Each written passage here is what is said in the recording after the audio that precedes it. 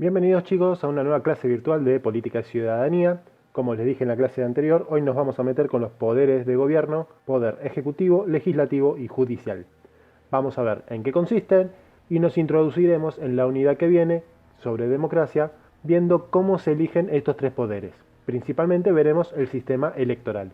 Vayamos entonces al primer poder, el poder ejecutivo, y para esta clase vamos a usar exclusivamente la Constitución Nacional para ver cómo están conformados. Empezamos con la sección segunda de la Constitución, sección que hace referencia a la parte orgánica de la Constitución, y dice que en el artículo 87 el poder ejecutivo de la nación será desempeñado por un ciudadano con el título de presidente de la nación argentina. Esto significa que el poder ejecutivo es solamente una persona. A veces tenemos la confusión, como consideramos que todo el gobierno incluye ministros y vicepresidente, creemos que también el poder ejecutivo tiene que ver con esto, que el vicepresidente es parte del poder ejecutivo, que los ministros son parte del poder ejecutivo, cuando en realidad no es así. El único que es poder ejecutivo en la Argentina es el presidente. El vicepresidente solamente puede gobernar cuando el presidente no está disponible, por alguna enfermedad o porque salió del país. Entonces el vicepresidente se vuelve presidente temporalmente o permanentemente hasta que termine el mandato, y ahí sí podría ser parte del poder ejecutivo. Pero mientras tanto el único que es poder ejecutivo es el presidente. El artículo 88 dice justamente esto: en caso de enfermedad, ausencia de la capital, muerte, renuncia o destitución del presidente, el poder ejecutivo será ejercido por el vicepresidente de la nación. En caso de destitución, muerte, dimisión o inhabilidad del presidente y vicepresidente de la nación, el Congreso determinará qué funcionario público ha de desempeñar la presidencia hasta que haya cesado la causa de la inhabilidad o un nuevo presidente sea electo. Como ven por lo que dice este artículo, el único que es poder ejecutivo es el presidente, y si el presidente no está, ahí el vicepresidente sí va a ser. Aprovecho para explicar la famosa semana de los 5 presidentes después de la crisis de 2001. Cuando la Alianza gana las elecciones en 1999, la fórmula era De la Rúa, Chacho Álvarez. Antes del 2001, Chacho Álvarez renuncia, entonces queda De la Rúa como presidente y el cargo de vicepresidente era vacante. No se podía hacer una elección para elegir un nuevo vicepresidente. En el 2001, De la Rúa termina renunciando. Como no había presidente y tampoco teníamos vicepresidente, se aplicaba el artículo 88 de la Constitución. Entonces, quien asumió el cargo temporalmente fue el presidente de la Cámara de Diputados. Ustedes sabrán que hay diputados y senadores.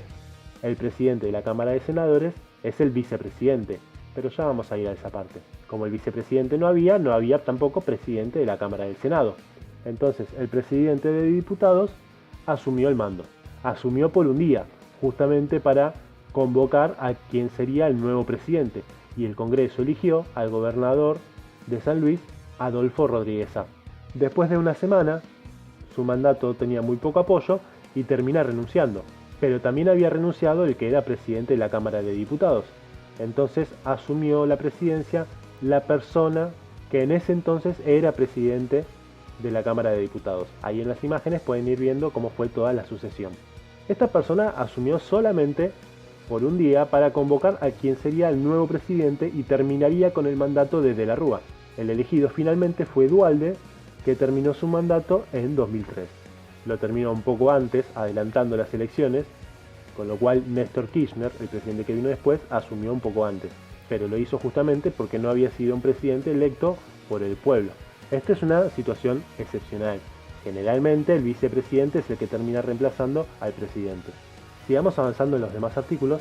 En este caso, fíjense que el artículo 90 dice que el presidente y vicepresidente duran en sus funciones el término de 4 años y podrán ser reelegidos o sucederse recíprocamente por un solo periodo consecutivo. Si han sido reelectos o se han sucedido recíprocamente, no pueden ser elegidos para ninguno de ambos cargos, sino con el intervalo de un periodo. Básicamente lo que dice acá es que el mandato de los dos dura 4 años. Pueden ser reelectos una vez más por otros 4 años. Después ya no pueden volver a ser reelectos, tienen que dejarle lugar a otra persona. Ahora bien, si después de esos 4 años quieren volver a la presidencia, pueden hacerlo tranquilamente, a diferencia de Estados Unidos, que solamente permite una reelección y el candidato que deja el cargo ya no puede presentarse nuevamente nunca más a una elección presidencial o vicepresidencial. Por eso Obama no se va a presentar a elecciones nunca más. Si se presentaron para presidente o vicepresidente es indistinto. Corren los 4 años igual. No es que pueden presentarse uno a presidente, luego a vicepresidente, luego a presidente de nuevo. Ya con estar solamente en la fórmula presidencial, es decir, presidente o vicepresidente, corren los 4 años y solamente puede ser reelecto una vez. Por esa misma razón, en 2015, Cristina Kirchner no se pudo presentar a las elecciones porque ya había terminado su segundo mandato. Entonces el candidato fue Daniel Scioli. Ahora, en 2019, Cristina vuelve a presentarse como vicepresidenta, pero puede hacerlo porque dejó un periodo de intervalo que fue de 2015 a 2019. Por esa razón, Cristina se presenta ahora y no se presentó en 2015. Vamos a la parte más complicada. El presidente y el vicepresidente de la nación serán elegidos directamente por el pueblo en doble vuelta, según lo establece esta Constitución. A este fin, el territorio nacional conformará un distrito único. Distrito único significa que toda la Argentina va a ser el mismo distrito y todos vamos a votar al mismo candidato. Vamos a ver cuando haya distritos múltiples en el poder legislativo. Básicamente lo único que es importante saber ahora es que la Argentina es un solo distrito. Son elegidos directamente por el pueblo, es decir que el pueblo vota presidente y no es como el parlamentarismo que se vota el poder legislativo y el legislativo vota al presidente. Acá es una elección directa y es en doble vuelta, es decir, si ninguno de los candidatos llega a una mayoría específica, se vota de nuevo entre los dos candidatos más votados. Sigamos leyendo para ver cómo es este sistema. Cuando la fórmula que resultare más votada en la primera vuelta hubiere obtenido más del 45% de los votos afirmativos válidamente emitidos, sus integrantes serán proclamados como presidente y vicepresidente de la nación. Cuando la fórmula que resultare más votada en la primera vuelta hubiere obtenido el 40% por lo menos de los votos afirmativos válidamente emitidos y, además, existiera una diferencia mayor de 10 puntos porcentuales respecto del total de los votos afirmativos válidamente emitidos sobre la fórmula que le sigue el número de votos, sus integrantes serán proclamados como presidente y vicepresidente de la nación. Traducido, lo que quiere decir es que para ser presidente hay que ganar la elección con más del 45% y si no llego al 45% debo superar por lo menos el 40% y sacarle 10 puntos de diferencia al segundo. Vamos a verlo con un ejemplo. Vamos a jugar un rato a qué son las elecciones en el país y se presentan estos partidos. Como ven, elegí nombres bastante genéricos porque son los que suelen usarse generalmente todo el tiempo. Partido de la Liberación Nacional, Progreso Social, Democracia, Republicanos, Progreso Republicano. Mezclé palabras que básicamente se utilizan todo el tiempo en las alianzas y partidos políticos. Hasta me tomé el lujo de poner un partido contradictorio, Partido Conservador Revolucionario, que son dos conceptos totalmente distintos, así que le pongo un positivo a quien haya entendido la referencia de Fidel Batista y Benito Engels. Vamos entonces paso por paso para ver justamente cómo son las elecciones paso, las primarias, las elecciones generales y el balotaje o segunda vuelta. Como ustedes saben, en las elecciones yo veo varios candidatos y elijo el que más me gusta. Con la implementación de las paso, de las primarias, yo lo que puedo hacer es elegir quiénes son los que van a ser los candidatos. Y después sí voto a los candidatos. Entonces lo que vamos a ver acá es, por ejemplo, Partido de Liberación Nacional, van a ver que presenta 3 candidatos para la presidencia. Roque Fernández, Espósito González y Clara Medina. Alianza por el Progreso Social presenta a Fernanda García y Muriel Estebanés. Yo debo votar a uno de todos estos candidatos y el que más votos saque de ese partido va a ser el candidato. Es decir, de estos 3 candidatos, el que saque más votos va a ser el candidato del Partido de Liberación Nacional. De estos 2, el que saque más votos, de la Alianza por el Progreso Social. En este caso hay un solo candidato, así que independientemente de lo que saque, va a ser el candidato, y así con los demás. Vamos a ver entonces cuántos votos sacaron cada uno, ya lo tengo acá marcado. Si vemos en el Partido de Liberación Nacional, Roque Fernández sacó 6 millones de votos y le ganó a los otros 2 candidatos. En la Alianza, Muriel Estebanés le ganó al otro candidato. Acá Alberto Macri, otra referencia contradictoria, le ganó a Edelmiro Rockefeller y en los demás partidos también hay un victorioso. Hay 5.000 votos en blanco y 352.000 votos nulos o de identidad impugnada. Ahora vamos a ver qué significa esto. En total, votaron 23.172.187 personas. Para pasar a las elecciones generales, no alcanza solamente ganar la interna de tu partido. El partido que vos estás representando tiene que superar el 1,5% de los votos. Si no lo hace, directamente no pasa a las elecciones generales. Vamos a ver entonces los porcentajes que sacó cada partido. Cuando yo saco los porcentajes totales que sacaron los partidos, no lo hago sobre el total, sino que lo hago sobre todos los votos menos los votos nulos. Los votos nulos no se tienen en cuenta cuando hablamos de los porcentajes de las PASO. Y para eso voy a explicar este otro concepto que es muy importante, que lo escucharon en la Constitución Nacional. Aquellos votos que son a una opción, es decir, cuando se ve que el elector eligió algo, se llaman votos válidos. Entonces, si yo voto a un candidato o si yo voto en blanco, estoy votando a una opción determinada. Es un voto válido. La diferencia es que si yo voto a un candidato, además de ser válido, es un voto afirmativo. Fíjense que la Constitución hablaba de votos válidos afirmativos. Voto nulo es cuando no sé lo que quiso hacer el elector, porque puso una boleta que estaba rota, porque puso dos boletas de distintos partidos, entonces no sé a cuál quería votar, porque junto a la boleta puso una feta de salame, entonces tampoco entiendo si lo quiso votar o si lo quiso ridiculizar, o cuando la identidad es impugnada, viene a votar y yo me fijo en el documento y ya votó, o no se parece a la persona de la foto, o no me aparece en el listado de votantes, o hay algún problema con su identidad. Tanto los votos nulos como los de identidad impugnada no se contabilizan en el porcentaje final. Entonces fíjense que acá el total era de 23 millones, acá va a ser de 22 millones porque estoy descontando estos votos. Sobre este número voy a sacar los porcentajes. Y los porcentajes van a ser los siguientes. El partido más votado, 37,25%, contando los tres candidatos. Todos superaron el 1,5 menos el Partido Conservador Revolucionario, que entre los dos candidatos sacó el 1,36% de los votos. Significa que en las elecciones que vienen no se van a poder presentar a elecciones. Las PASO son generalmente en agosto. Vamos ahora a las elecciones generales de octubre, donde ya sabemos quiénes son los candidatos. Acá solamente puse los partidos políticos, no hacía falta poner el candidato de nuevo. Y vamos a ver tres casos específicos para que vean cómo va variando si hay o no hay doble vuelta. En el primer caso, vamos a ver que estos son los votos. La Constitución decía votos válidamente afirmativos, entonces significa que no solamente voy a sacar los votos nulos, sino que también voy a sacar los votos en blanco. Si bien votaron 22.700.000 personas, solamente voy a contar para el porcentaje 21,9 millones de personas. Los porcentajes acá entonces son que el ganador de esta elección fue la Coalición por la Democracia con un 36,02%.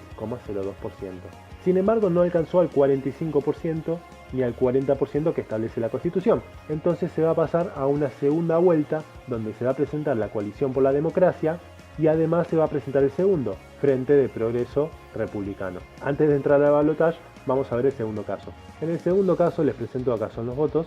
Acá el Partido de Liberación Nacional alcanzó el 40,56% de los votos, es decir, no llegó al 45% necesario para ganar. Entonces lo que tenemos que ver, habiendo superado el 40%, es ver si le sacó 10 puntos de diferencia al segundo. El segundo es de vuelta el Frente de Progreso Republicano y sacó un 35%. Hay 5 puntos de diferencia, con lo cual estos dos partidos se van a enfrentar en un balotaje o segunda vuelta, con lo cual el Partido de Liberación Nacional no ganó las elecciones. Y vamos al último caso, finalmente los mismos votos para el Partido de Liberación Nacional, 40,56%, pero esta vez el segundo es la Alianza por el Progreso Social. Y si se fijan, hay 11 puntos de diferencia. Esto significa que el Partido de Liberación Nacional ganó las elecciones y es coronado presidente de la nación, sin necesidad de ir a una segunda vuelta. Antes de avanzar en el balotaje, quiero tirar abajo un mito que siempre surge, que está muy internalizado en las personas, y básicamente lo voy a tirar abajo explicando cómo surge este mito. El mito es concretamente que los votos blancos van al partido mayoritario.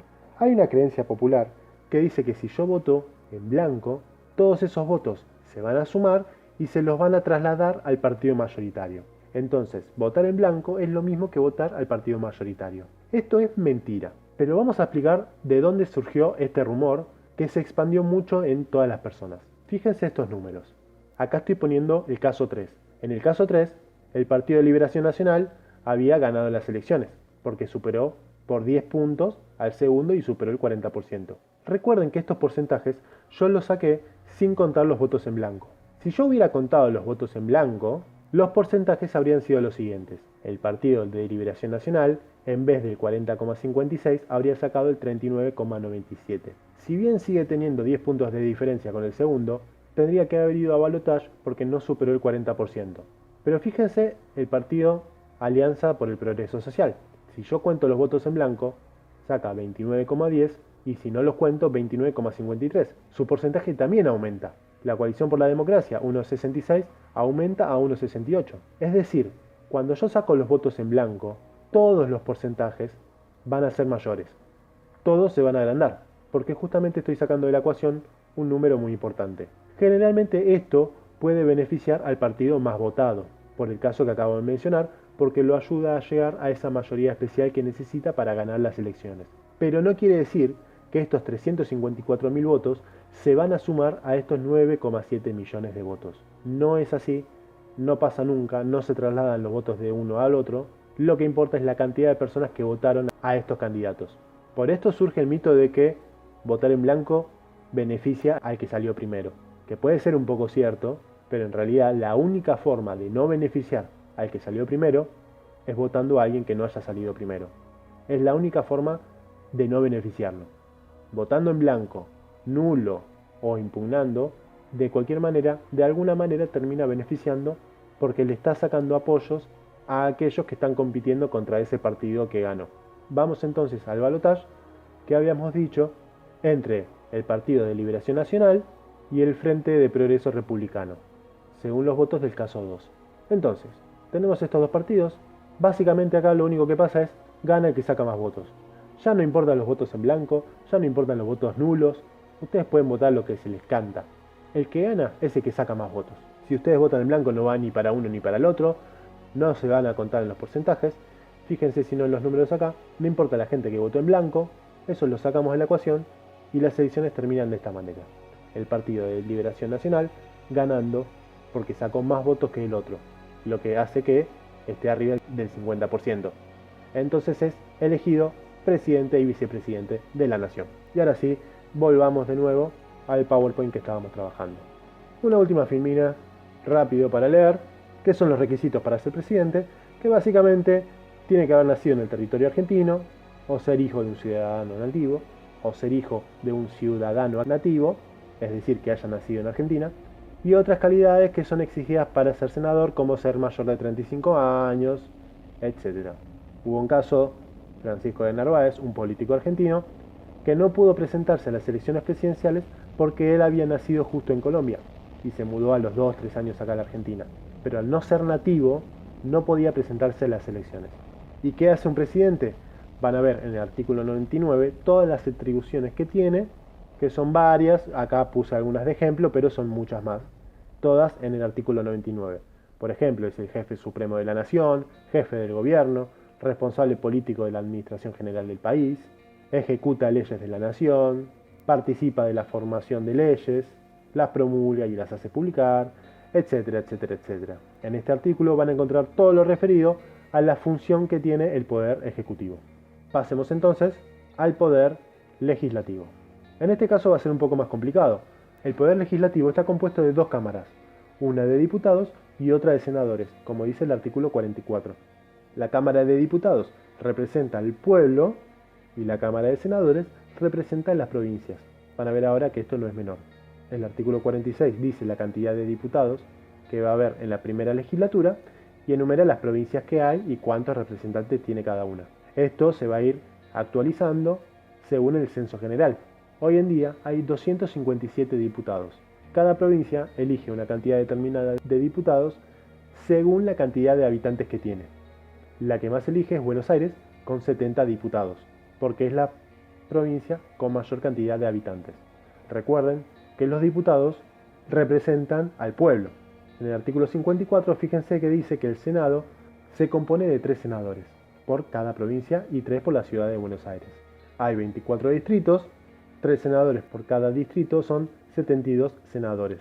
No importa cuántos habitantes tenga, recuerden que los senadores representan a la provincia, no al pueblo. Entonces, cada provincia tendrá 3 representantes, sin importar la cantidad de pueblo que haya. Se van a dividir en unas elecciones, dándole 2 senadores al partido más votado y un senador al que salió segundo.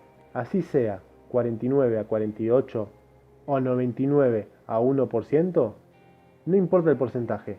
Si ganaste, tenés 2 senadores, si saliste segundo, tenés 1. Y antes de pasar a cómo se eligen los diputados y los senadores, leemos estos artículos, donde básicamente el artículo 45 habla de que los diputados se componen de representantes que eligen las provincias y la ciudad de Buenos Aires. Y leo, que se consideran a este fin como distritos electorales de un solo estado y a simple pluralidad de sufragios. Acá hay un par de conceptos. Recuerden que para las elecciones presidenciales el país era un distrito único. Acá cada provincia y la ciudad van a ser distritos únicos, por su cuenta. Es decir, vamos a tener 24 distritos. Eso significa que las personas que se postulen para diputados en Buenos Aires van a ser distintas de las que se postulen en Tucumán. Los tucumanos van a votar unos diputados y nosotros vamos a votar otros diputados distintos. Sin embargo, tanto ellos como nosotros vamos a votar a los mismos candidatos a presidente. Para presidente es un distrito único, para el Poder Legislativo son varios distritos. El artículo luego dice la cantidad de habitantes que equivale cada diputado, pero eso se desactualiza constantemente porque los números de diputados no aumentan y la población sí.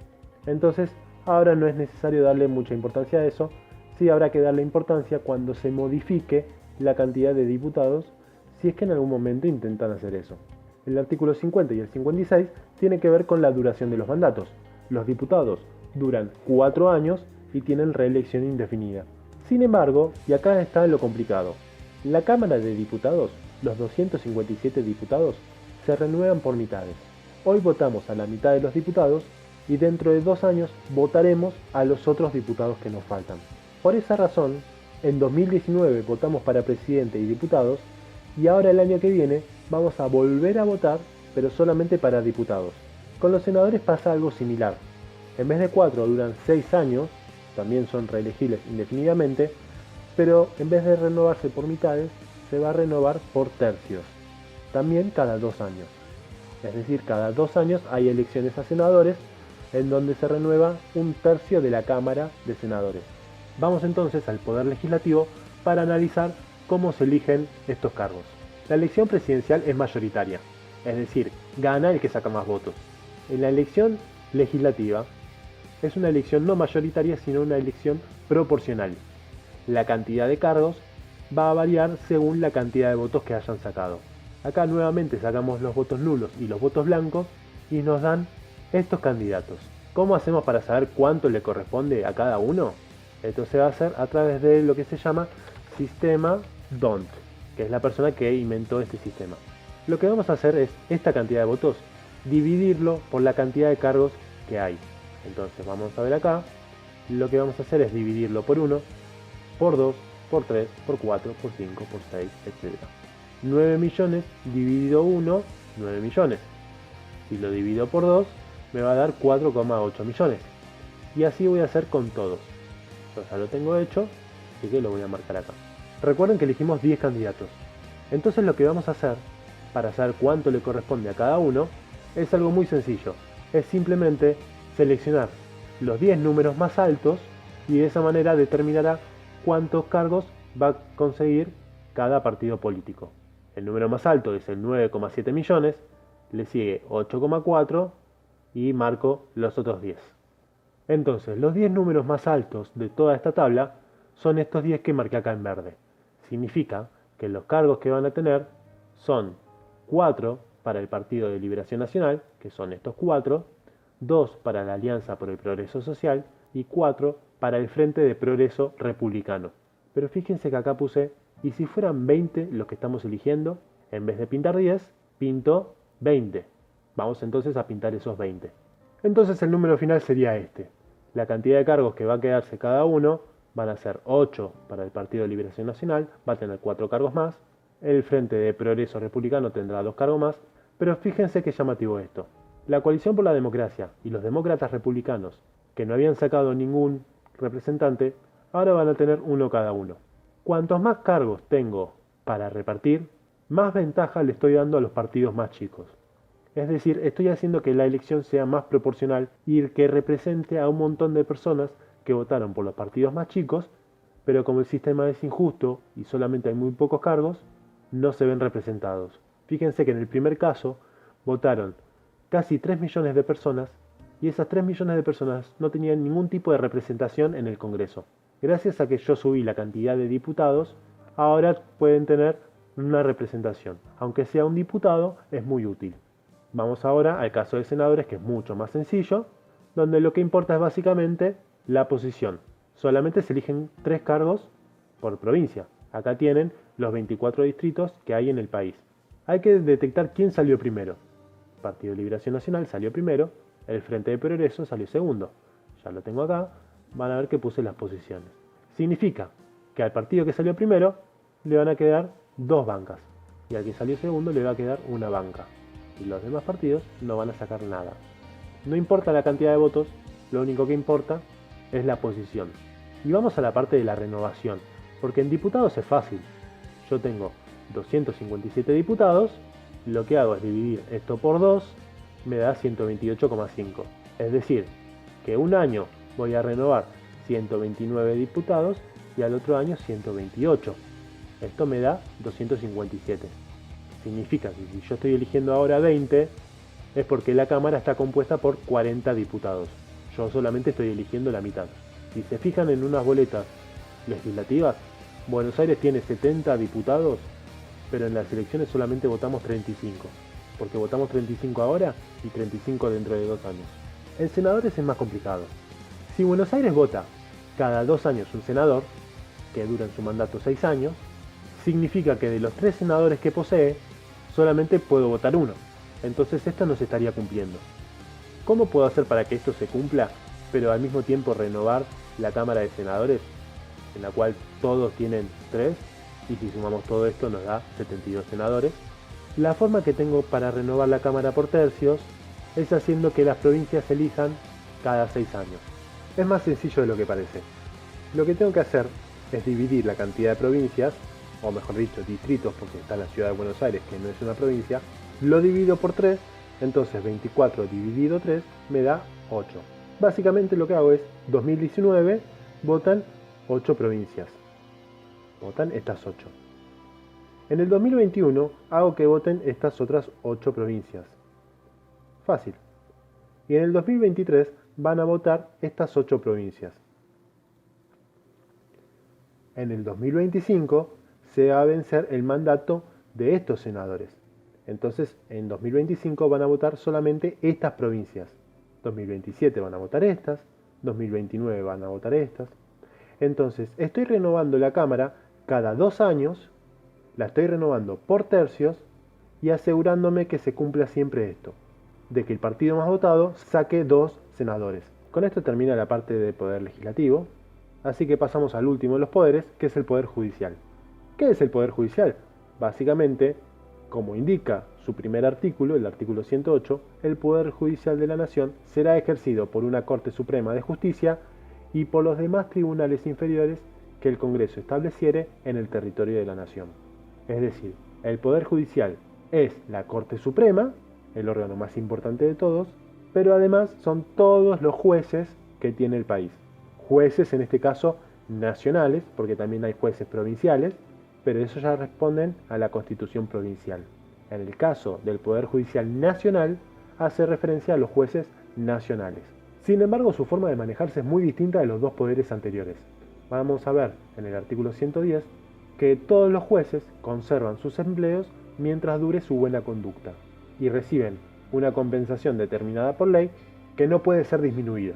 Y no puede ser disminuida es algo lógico, porque si un juez investiga al presidente, el presidente puede sacar una ley para sacarle todo su sueldo como castigo. Esta Constitución lo cuida al juez para que eso no pueda pasar.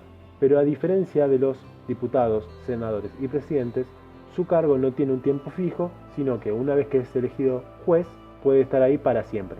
¿Quién elige los jueces?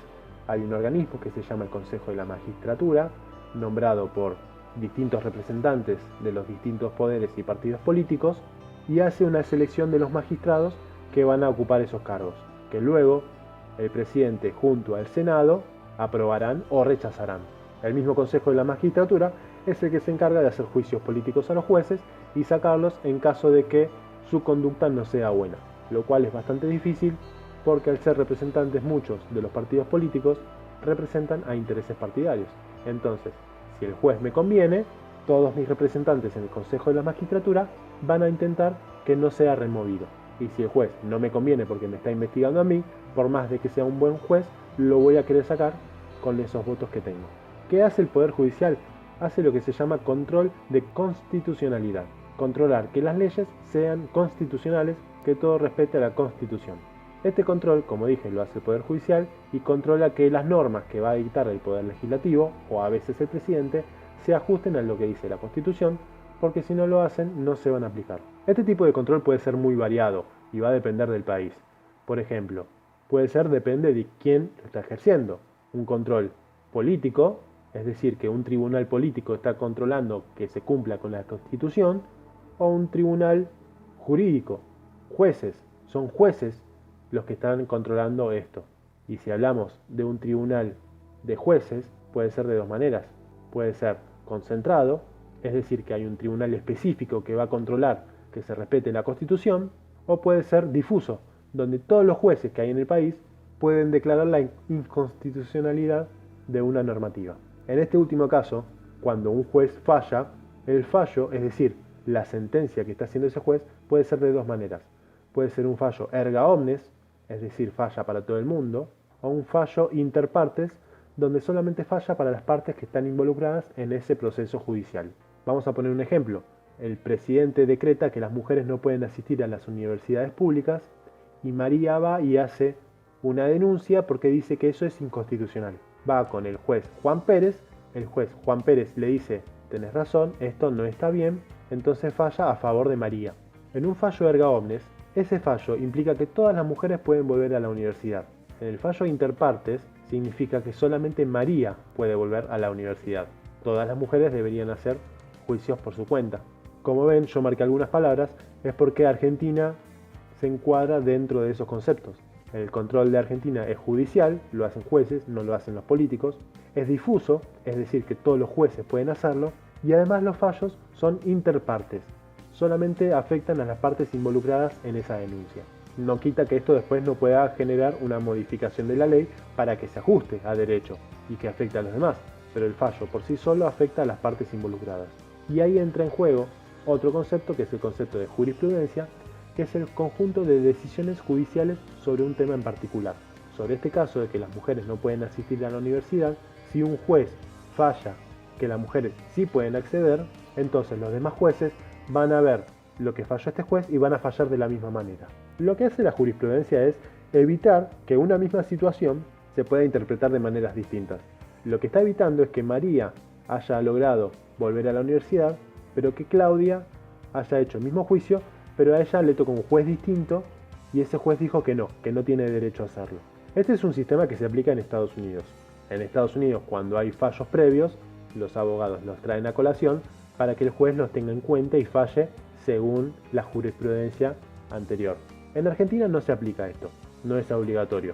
Puede haber jurisprudencia, pero el juez puede no respetarla. El problema es que cuando uno apela, apelar significa que no estoy de acuerdo con el fallo, entonces voy a una instancia superior. Y la instancia más alta de todas es la Corte Suprema. Si yo llego a la Corte Suprema con mi caso, va a fallar de alguna forma. Pero el problema es que si todos los casos van a la Corte Suprema va a fallar siempre de la misma manera, porque es el mismo ejemplo y son los mismos jueces que tienen la misma opinión. Entonces a veces para evitar todo este problema, los jueces tienen en cuenta la opinión de la Corte Suprema para otros casos y se adaptan a ellos, porque saben que si lo apelan van a ir en contra de lo que decía la Corte Suprema. Creo que con esto abarcamos ampliamente los tres poderes del Estado, con lo cual finalizaremos tanto la clase como la unidad acá. La próxima clase será ya de la unidad 3, que hablaremos de democracia, pero tuvimos un pantallazo muy importante con el sistema electoral, que es de las cosas más importantes de la democracia, sobre todo de la democracia argentina. Así que les agradezco por ver este video, los espero en la próxima clase y nos vemos hasta la próxima. Chau chau.